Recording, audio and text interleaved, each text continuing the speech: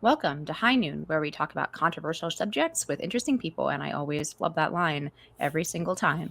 But nevertheless, I am really happy to welcome Brad Wilcox onto the show. He's a non-resident senior fellow at the American Enterprise Institute, where he directs the Home Economics Project. He's also a professor of sociology at the University of Virginia, where he directs the National Marriage Project, and a senior fellow at the Institute for Family Studies. He has been a research fellow with Yale, a research associate at Princeton. He's been with the Brookings Institution, so he's been around in terms of sociological research and think tank, both in the think tank world and in academia. He's also the author of When Marriage Disappears: The Retreat from Marriage in Middle America, and a co-author of a book, Gender and Parenthood: Biological and Social Scientific Perspectives. I've been following Brad's work for a while, and I would kind of summarize it as putting some hard social science investigation behind concepts that were perhaps kind of intuitive, or if you talk to somebody several generations back, would be maybe the stuff of sort of grandma wisdom. But he puts a real hard social science lens and actually investigates whether these sort of intuitive truths are in fact continue to be true in the modern age, and sort of rediscovering a lot about marriage and family and the importance of those things. He's also been way ahead of the curve in being concerned about, I think, the increasing class divisions among family formation. So, those have become a staple of all public policy discussion for the last few years. But I think Brad was way out in front of some of those concerns, blowing or blowing the alarm whistle on some of these family formation class differences. But let's start out with this study that you just came out with, right? And this is again something that folks, I feel like, once understood intuitively, but now has to be rediscovered and reproven. Sure. But you have this very extensive study on outcomes for men, focusing specifically on whether or not they had their biological fathers in the home with them. What were some of the impacts you saw of fatherlessness on men later in life?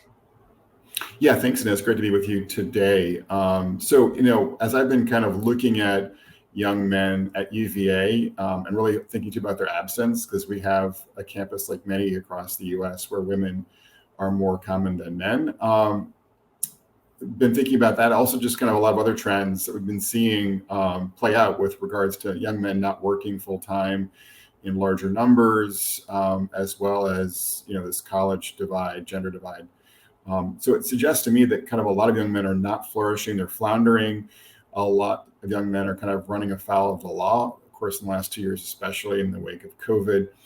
And wanted to look at in this new research, sort of how does fatherlessness intersect with all of this, with the problems that a lot of young men are kind of struggling with. And what we found is that young men who are being raised apart from their biological fathers are more likely to be struggling in school. In this case, pretty dramatic findings when it comes to college. Only 14% of young men without their biological father present are graduating from college today, compared to 35% for those young men with their fathers. This is a very large difference.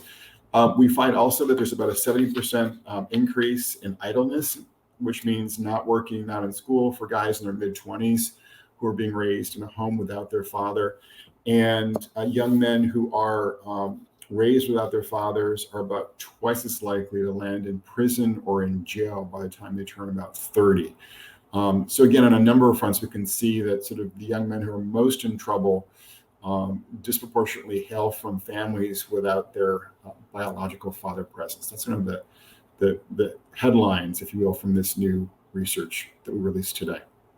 Yeah, there's another sort of headline that came out of this research that you actually tweeted about today, but you said that fatherlessness is more predictive Mhm. of a lot of these outcomes than either race or socioeconomic status, meaning that it is more, you see more of those poor outcomes for young men coming from the mere fact that they don't live with their biological father than their income status or their family's income status or race, which is obviously this huge conversation in this country all the time. But you're saying actually this factor is more predictive than either one of those.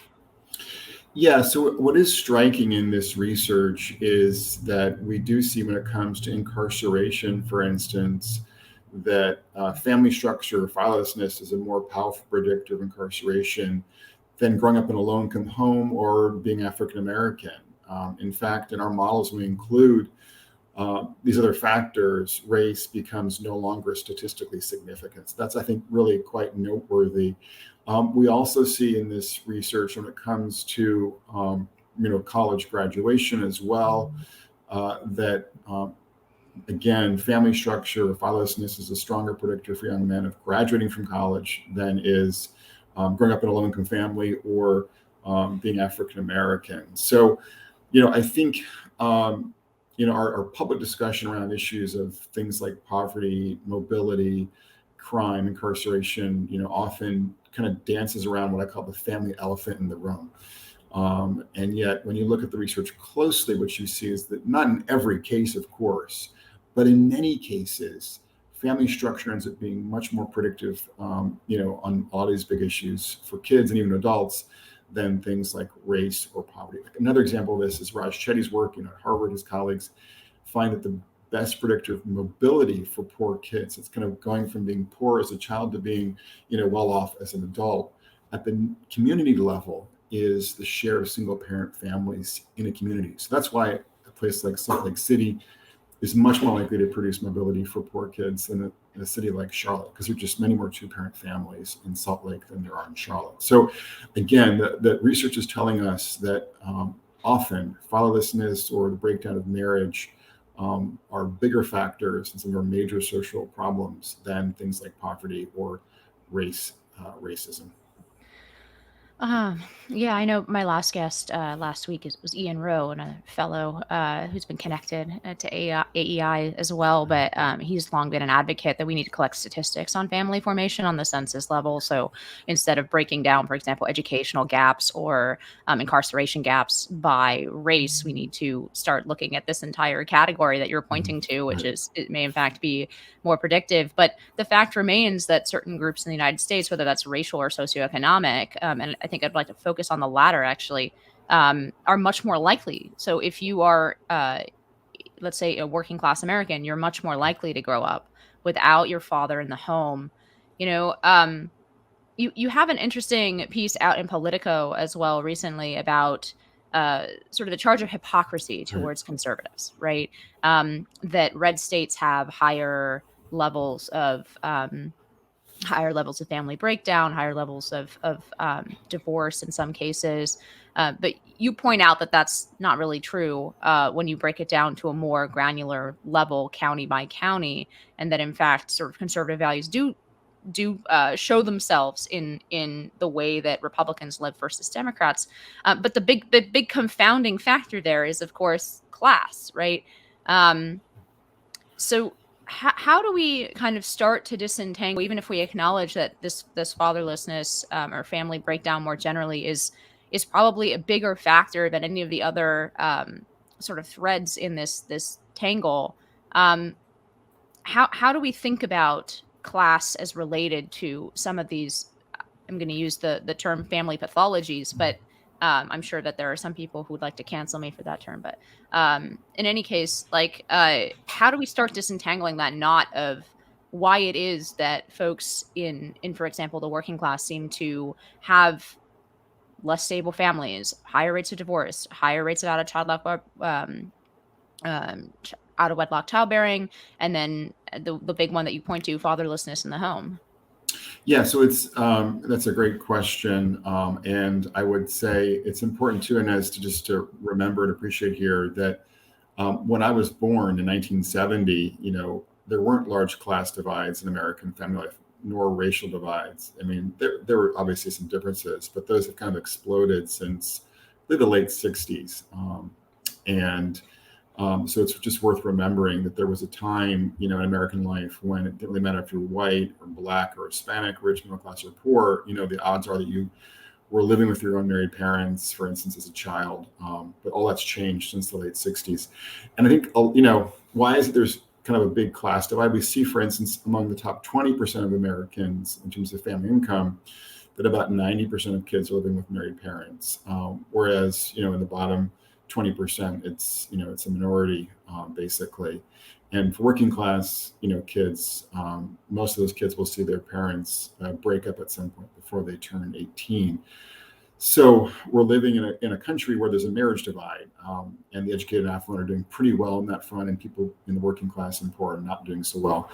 So I think this divide is rooted in three different kinds of patterns. So on the economic side, I think what we're seeing is that working class poor men are much less likely to be stably employed in decent paying jobs, and then it's partly related to sort of the shift to the manufacturing sector, going partly overseas and partly going automated here in the US. And so there are fewer jobs for men who are, not on the college track to get, keep, and flourish with financially. So I think that's part of the economic story that has brought us to this point, because it's still the case even today that women tend to like to marry guys who are reliable providers, and when they're not, they're more likely to avoid marriage in the first place or divorce them in the second place. So that's, I think, part of the story. On the sort of policy and legal front, I think, we've seen since the 60s, basically government policy, welfare policy, penalizing marriage, and often being kind of a replacement for a husband financially as well. And so that's one reason too that there's been a kind of an erosion of marriage in many working class and poor communities since the 1960s. So I was talking, for instance, to a working class white family in Virginia not too long ago, very traditional in some ways. He was working as an IT tech. She was at home with their two young kids, but came out in the interview that they were not married. I was kind of like, what's going on here? And they said, well, actually, they had sat down at the kitchen table and crunched the numbers because she was on Medicaid for herself and their two kids, because his company did not provide health insurance. And so they figured out that if they got married, they'd lose access to Medicaid coverage for her and for the two kids. So they, would just cohabiting rather than getting married. So it's an example of how our public policy unintentionally ends up penalizing marriage, in this case, among kind of working class family. And then the cultural front, as you know, Inez, our whole kind of approach to gender, sex, marriage, and parenthood has become a much more, individualistic one. Kind of do what you want, no clear guardrails, no clear norms. And I think for a variety of reasons, the sort of the breakdown of a common culture around things like sex and marriage and parenthood has been more challenging for working class and poor couples to navigate than it has been for upper middle class, more educated couples. So what we've seen then is that, there are these economic currents, these legal and policy currents, and these cultural currents that have all kind of ended up proving to be much more corrosive for working class and poor couples and their families than they have been for the more elite Americans. And the final thing I would say on the cultural front is it's been striking to me how much, culturally speaking, our elites talk left publicly about family, but walk right when it comes to their own lives. And we saw this in a recent report we did in California. We called State of Contradiction. And what we saw was that California elites were more likely to espouse a commitment to family diversity theory, to affirm a variety of family forms in kind of public and in theory, but privately to embrace the idea that they wanted to have their kids in marriage, and privately to be stably married with their own kids. So, when you think about kind of, Hollywood showrunners, Silicon Valley executives, university presidents, that whole kind of class of people, both in California and just across the country more generally, it's striking again, I think, how they kind of espouse a kind of progressive ideology in public, but because in part they're prudent folks, they're pragmatic folks, they're much more likely to, marry and stay married. And even they're also the group that's least likely, this is kind of pretty striking, least likely to have a female breadwinner. That is a wife and mother who's taking the lead when it comes to earning. So there's just this kind of interesting hypocrisy, and it's problematic, of course, because the message they're blasting the broader culture is often, wrong and not just hypocritical, but wrong and not helpful. Yeah, we're right back to the debate over Murphy Brown, I suppose. Is that the name of the show? I can't even. This was kind of before Yeah, my that's time. right. But That's there was that's a. I mean, Dan Quayle was right. Was the headline in the Atlantic many years ago in an article written by Barbara Whitehead, the social historian, great writer. But yeah, she was just sort of basically talking about all the social science telling us that the sort of speech that Dan Quayle had given on that show Murphy Brown, ended up being basically on the nose. There's a huge debate going on now. I would say in what might broadly be called the realignment, where you have sort of a reinterest of conservatives into how to incentivize family formation, caring more about the health of sort of the family, as opposed to perhaps the economic sort of limited government side. And at the same time, you have a sort of a leftist rebellion. Against a more neoliberal attack of the Democratic Party, particularly with corporations, kind of for more firmly being on the left side of the political spectrum than they have been in past decades. But within that realignment, there seems to be a debate, and even though it sounds sort of chicken and eggy, I think it does matter for how we approach, like if both teams, left and right here, recognize that there is a big problem. But it definitely matters which side of this chicken and egg debate you're on in terms of how to go about fixing it. So, and that is the culture. Does culture precede economics, or does economics precede culture? Right. So, you know, you mentioned, for example, that there was a time in America where family formation remained very high, even through economic downturn. So now I'm thinking about, like, for example, the Great Depression, right? We didn't see a collapse of the family during the Great Depression, even though economic circumstances were undoubtedly worse for families in the 1930s than they are today. Um, we saw families stay together through that.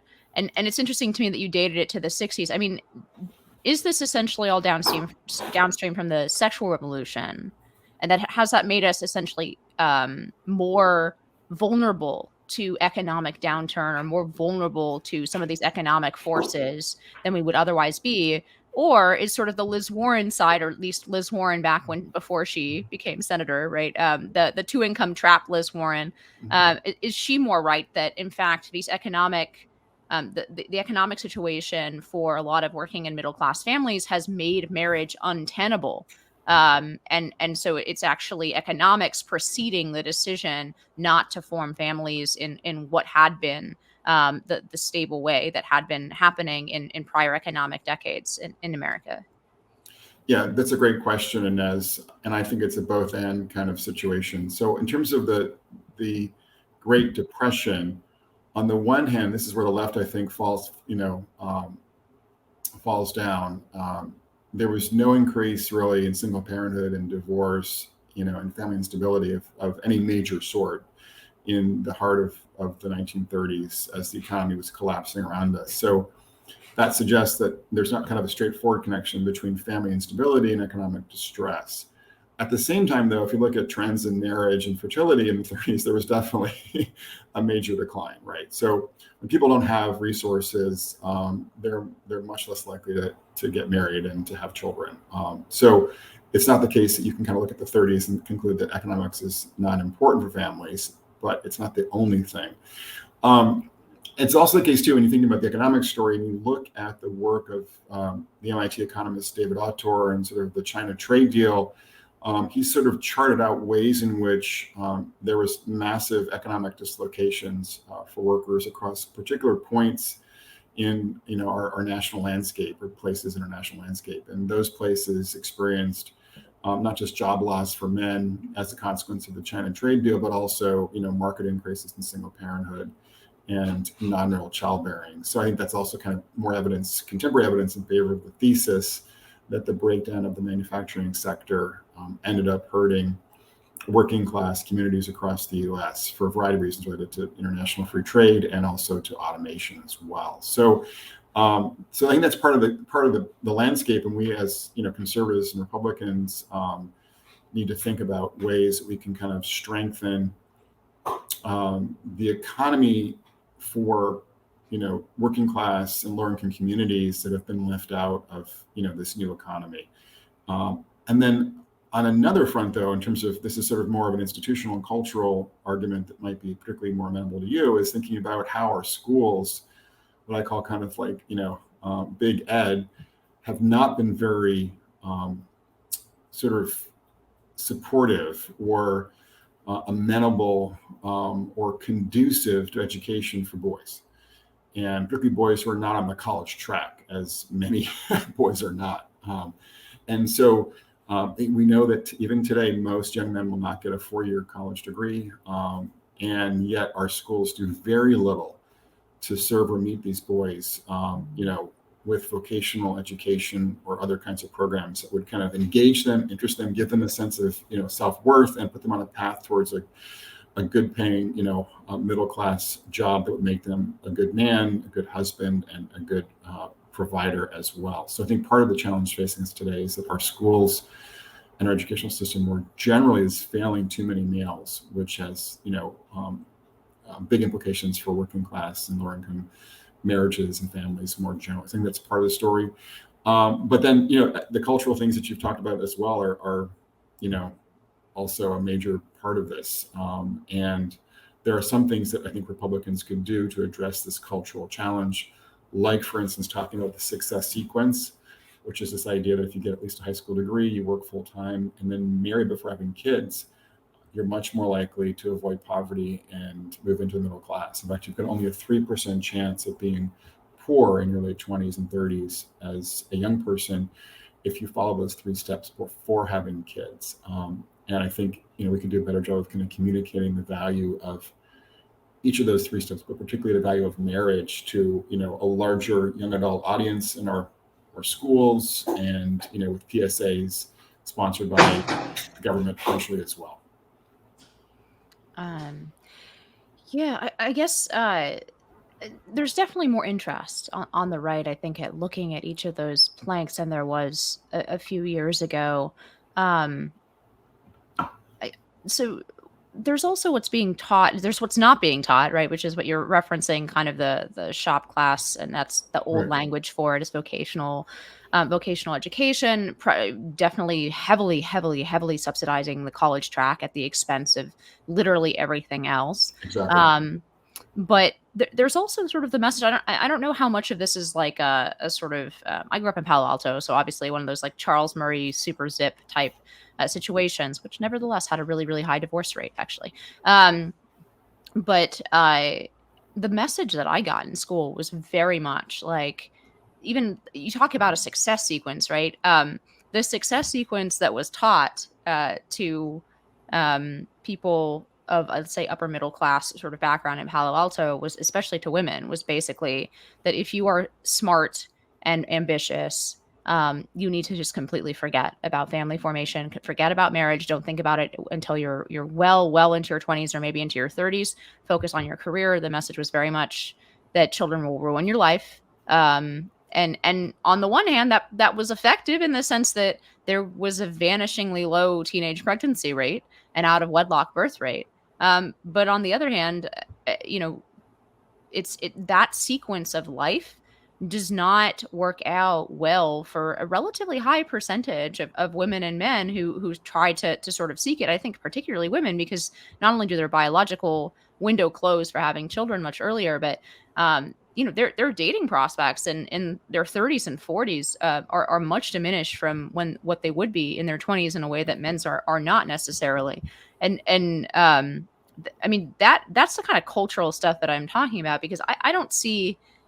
It might be the case that we have, for example, fewer children and a lower fertility rate because of like for totally different reasons in different strata of society. Right. Because if it was economic, I would expect the people who are doing the best and who have consistently done the best throughout, for example, outsourcing, after NAFTA, all of that conversation, but they're not having kids either, or they're having one child very late in life. And I is there just 2 totally different tracks going on in America where there's almost opposing sort of social forces and economic forces, or what's Yeah, going so I on think there? the challenges facing the kinds of young adults that you grew up with in Palo Alto are obviously different in kind and character than the challenges facing young adults who are growing up, say 10 and miles south and east of me in working class Central Virginia, right? So So in terms of the Palo Alto story, I do think there is, and I see this at at UVA as well. There's kind of this idea that you've got to focus on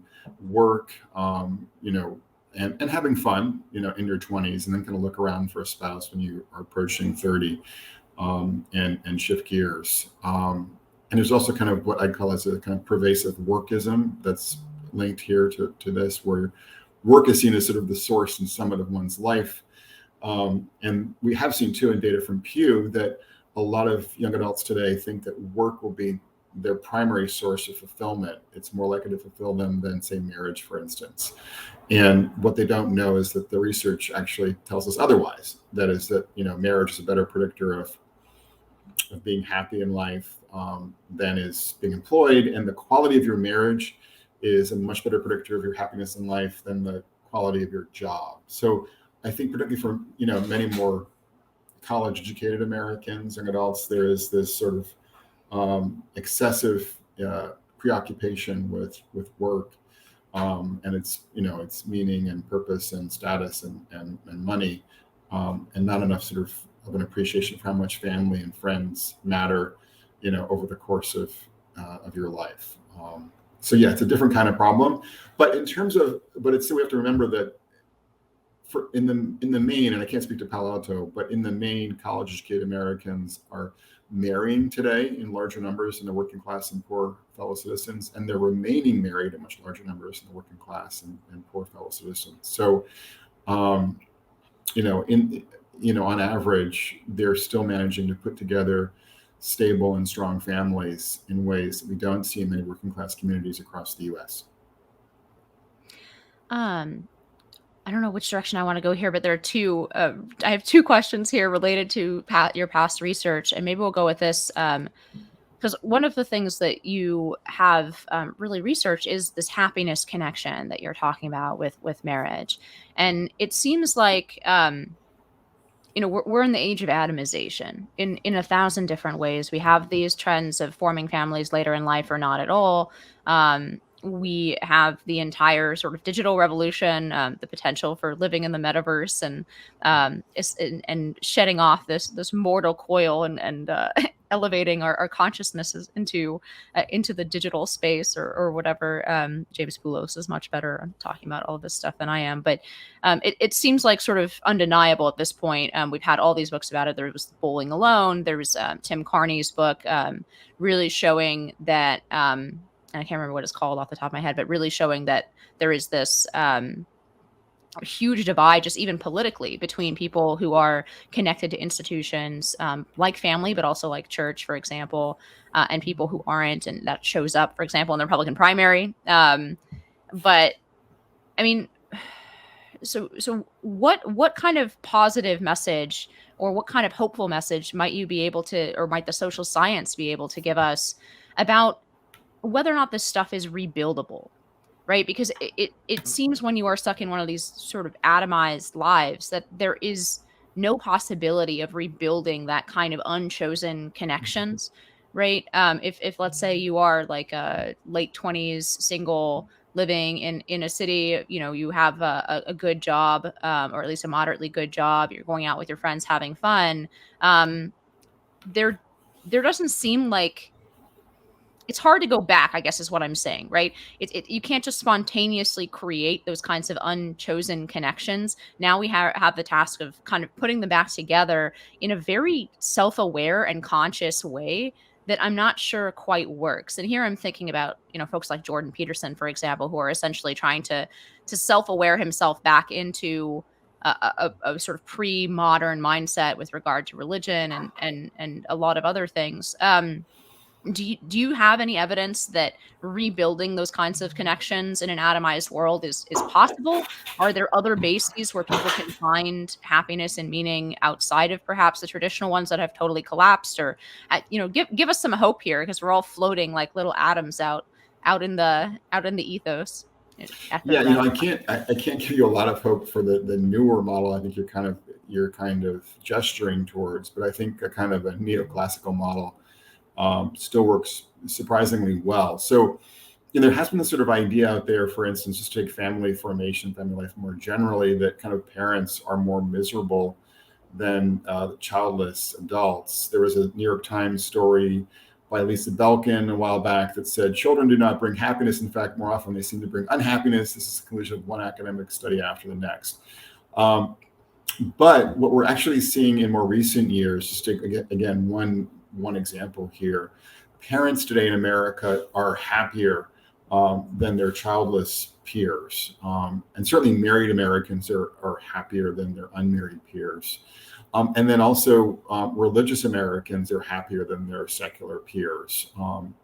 And we're seeing, in fact, in research that I've done, that married adults with kids also report more meaning and less, loneliness. So I think what's happening is that people who are managing to kind of form families, connect to religious institutions, are doing, relatively better than their peers who are not. And in fact, we saw evidence from Gallup that in the middle of 2020, in COVID time, the only group that kind of didn't see a decline in their happiness were Americans who maintained some kind of regular connection with a church or a synagogue or a mosque or temple, so who were attending in person after this first couple of months of the lockdown. So again, another example here. But I think family and community are that much more important in a world that, as you mentioned, is becoming much more atomistic, and where people are spending too much time on their screens, and also in a world that's frankly much more economically unequal than it used to be.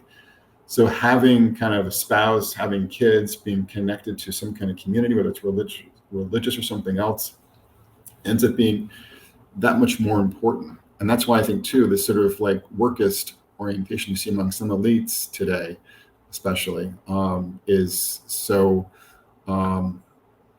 it's so off base, it's so short-sighted, because I don't think they sort of appreciate that by the time they hit 45 or 50, if they haven't kind of invested in a spouse and in children and something in their communities, their commitment to their workplace and their employer and their career is going to seem awfully hollow to them, and potentially a dead end as they get even older.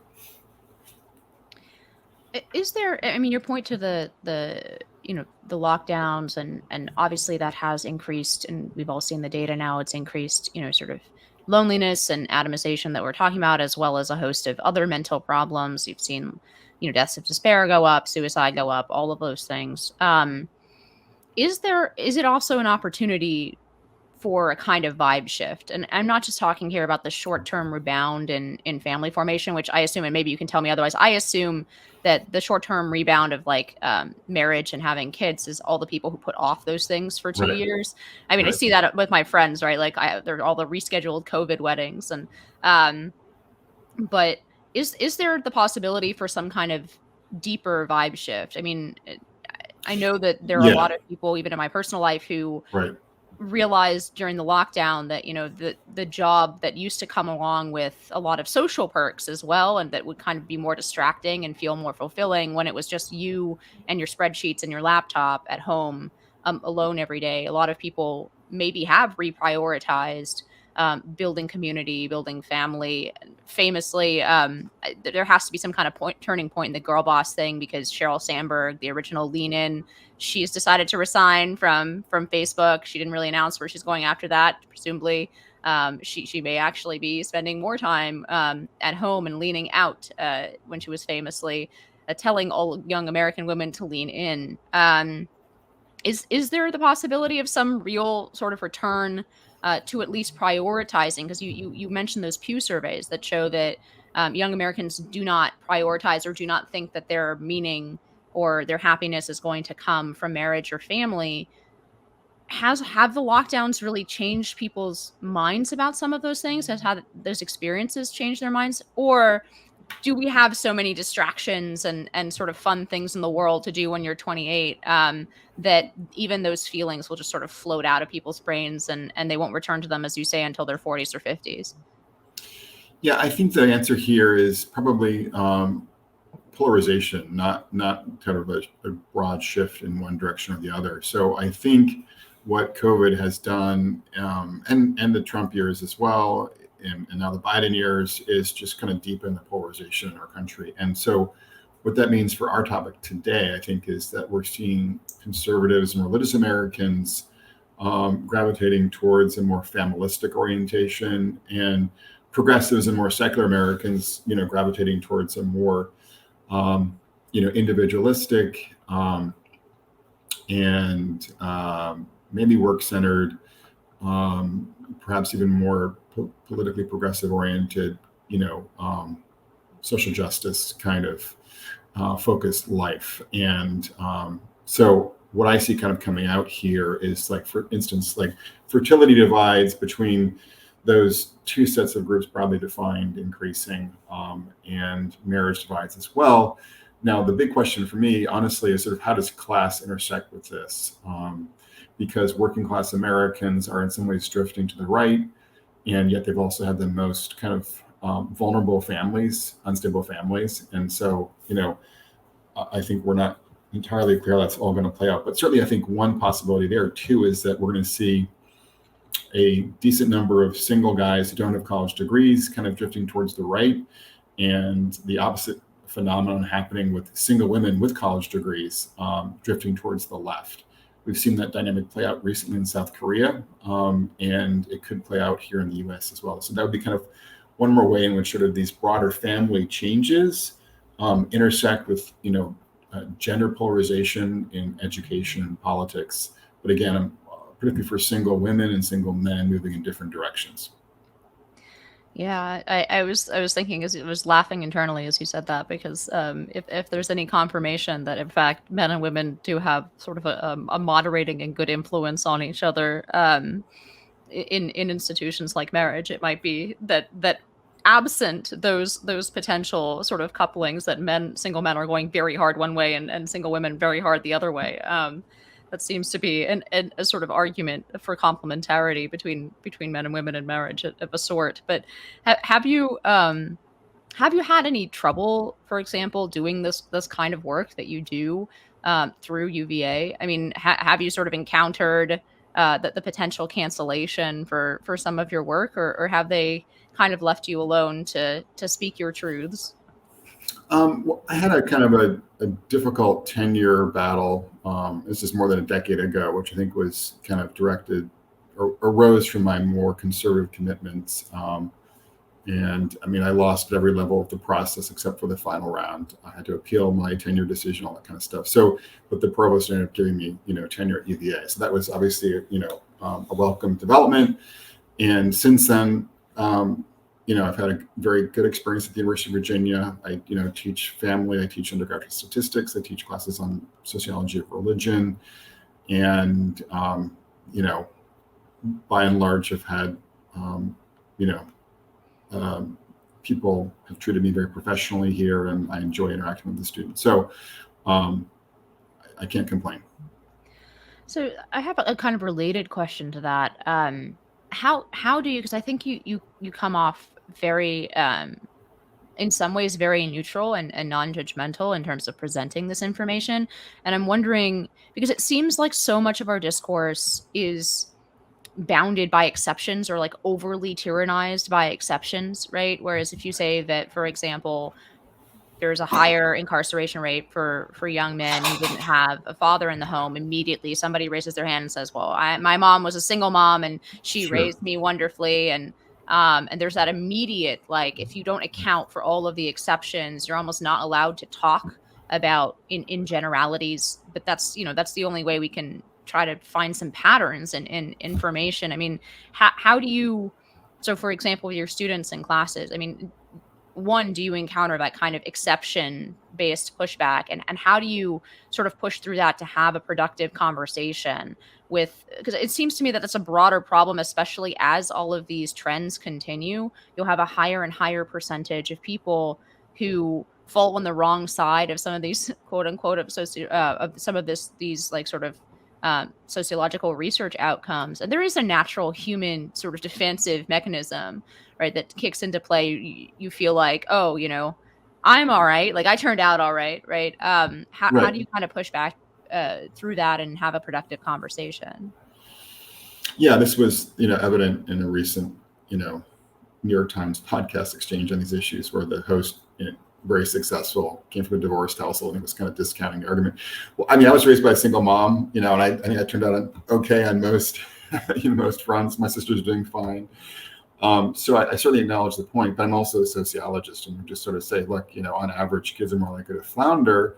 And we showed that in our report today, when they don't have the benefit of having two married parents in the household, and so there's kind of an average story here we need to or even really, it's not, in fact, most kids who are raised in non-intact families do okay. It's just that there's a much higher risk, a much higher group of, kids in that minority who are going to end up incarcerated, who are going to end up depressed, who are going to end up using drugs, whatever the outcome might be.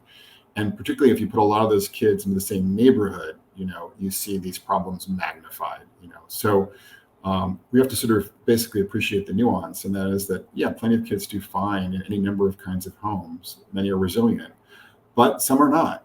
And if mom and dad, don't make it work, the kids who are not resilient are going to end up, suffering in deep and profound ways oftentimes. And that's sort of the complexity of the story that I have to try to convey. And then again, the broader ecological story, which is often lost, is that when you put a lot of unstable families together in certain communities, certain neighborhoods, certain cities, now certain rural places, you see more child poverty, more criminal activity, more economic dislocation. So there's an ecological truth here that's rarely acknowledged or discussed when it comes to family as well. Yeah, I mean, the other aspect of this, just to bounce it back again to this culture versus, sort of structural or economic arguments. There's this such strong self-actualization kind of mentality that's coming out, I think, from the boomer generation, that people my age, so most of our parents are either very old Gen X or young boomers, right? That sort of strata. And I watched growing up, like I said, I would say just me and one other girl in our little friendship group did not have divorced parents. And it was just not uncommon. And every person I've ever known, and maybe I'm sure there are exceptions to this, but every person I've ever known who comes from a either broken home through divorce or from a home that never formed in the first place, they are like profoundly affected. And if you talk about it that way, that they will say like, oh, like, I have these fears, or this was really hard when I was 13 or whatever. But there really seems to be a sort of national kibosh on that conversation because of the self-actualization stuff of the adults involved, right? Like, we can't talk about this because, and the phrase that typifies this for me is like, oh, if you're happy, your kids will be happy. Right. Which is, I think constant on the pages of the New York Times or whatever. This is funny because I know your role is as a researcher, but since you research into these topics, do you find that you often have to have these kinds of almost like therapeutic conversations with people that they feel they can't accept the results of your research, that if they accept those results, then they are implicitly criticizing their parents for decisions they made, or they feel guilty about sort of acknowledging some of the impact of the kind of decisions that your research shows leads to poorer outcomes? Yeah, I think there's a certain sensitivity here that one has to navigate when it comes to this. And you're right, the boomers in the 70s, the me decade, really wanted to be happy. And they wanted to pursue kind of happiness and fulfillment kind of directly. And if their marriage seemed to be an obstacle to that pursuit, they would jettison the marriage. And I think one of the things I'm writing about in the book, I'm doing a book on marriage for HarperCollins right now, is just sort of the paradox that what we see for those who are currently married, and this is probably true for a long time as well, but at least right now, is that couples who are not directly pursuing happiness in their marriage, but are just trying to be good husbands, good wives, good fathers, good mothers, are much more likely to be happily married. Whereas the folks who are kind of pursuing what I call a more soulmate model of marriage, where you kind of expect marriage to deliver happiness and constant emotional connection, or almost constant, a kind of romanticized view of things, those folks end up being not just, of course, more likely to land in divorce court, but also less likely to be happily married. So I think having a certain kind of realism about marriage, but also seeing marriage as a kind of vehicle for your kids, for your kin, for your parents, sort of seeing it as a family-focused undertaking, not a sort of self-focused expression, are the ones who are, again, paradoxically more likely to be happily married and to be happy with life more generally. So the point I'm making too is that sort of the boomer approach is sort of directly pursuing happiness, I think really actually in life and in marriage, turned out to be kind of a dead end of sorts. Yeah, I definitely agree with that. I think there are a few trends in modern like sort of life generally, but discourse in particular that are more irritating to me than the sort of constant therapeutic navel gazing that I think is but it is really a feature of the boomers. And of course, we can talk about why they are that way, but they had such a huge impact on pop culture and American culture generally, that those kind of that ethos it seems to have infused everything in American life. And I worry that actually my generation, millennials, are going to be worse. I used to be more optimistic about my generation because I didn't agree with some of the critiques that, for example, that millennials are lazy. I don't think that that's the case. But honestly, I think on some of these aspects, we may be even worse. And I was thinking about that with the great handoff at the Super Bowl, the last Super Bowl, where they had essentially the 90s kids, right? The 90s kids coming into their own as cultural consumers. I think the next 50 years in culture is going to be all about us, and I think we may be even worse than the boomers that we're criticizing in that regard. So certainly don't want to make this into generational warfare. I think that we will be just as bad, if not worse, on that score. Yeah, I'm hoping that your generation I'm Gen X. I'm hoping that your generation will do a bit better on this individualism thing than the boomers did. But certainly, one of the things that I'm tracking is just sort of what's happening with kind of marriage rates and fertility rates, and it looks like based upon the work of colleagues at Urban and Lyman Stone works with us at IFS that a large minority of young adults younger than you will about a third will never marry and about a quarter will never have children. And these are will be probably record rates of childlessness and non-marriage kind of going forward with the rising generation. So these are the kinds of things that that keep me up at night and make me worried about kind of some of the generational patterns playing out right now. The world is not prepared for the avalanche of first-person navel-gazing essays as millennial women, especially unmarried, childless millennial women, hit 40. I feel very confident. I'm not a social scientist, but I feel very confident that there will be a huge increase in those kinds of essays coming out, and that they will be somewhat insufferable. But Brad, thank you so much for spending this time with us on a High Noon. You can follow more of Brad Wilcox's work. You can follow him on Twitter at Brad Wilcox. Is that right? Yeah, at IFS. Yeah. Mm-hmm. IFS. And then so Institute for Family Studies, his project over at UVA, and as well as AEI, American Enterprise Institute. So he's always coming out with new and interesting sociological data on all of these questions. Actually, something we didn't even get to discuss this time that I think is really fascinating for the sort of age cohort that we're talking about now is, for example, some of his research on cohabitation and sliding versus deciding. So you Brad has really dug into a whole host of these questions in a very interesting way. But alas, we are coming to the end of our time talking to you. So I'm sure everybody will go and check out all of his work on all of those different platforms. You're sure to find something that is very interesting. So thanks again for coming on High Noon, Brad. Great to have me. It's great to be here, Inez, and I appreciate the opportunity. And thank you to our listeners. High Noon with Inez Stepman is a production of the Independent Women's Forum. As always, you can send comments and questions to inez.stepman@iwf.org. Please help us out by hitting the subscribe button and leaving us a comment or review on Apple Podcasts, Acast, Google Play, YouTube, or iwf.org. Be brave, and we'll see you next time on High Noon.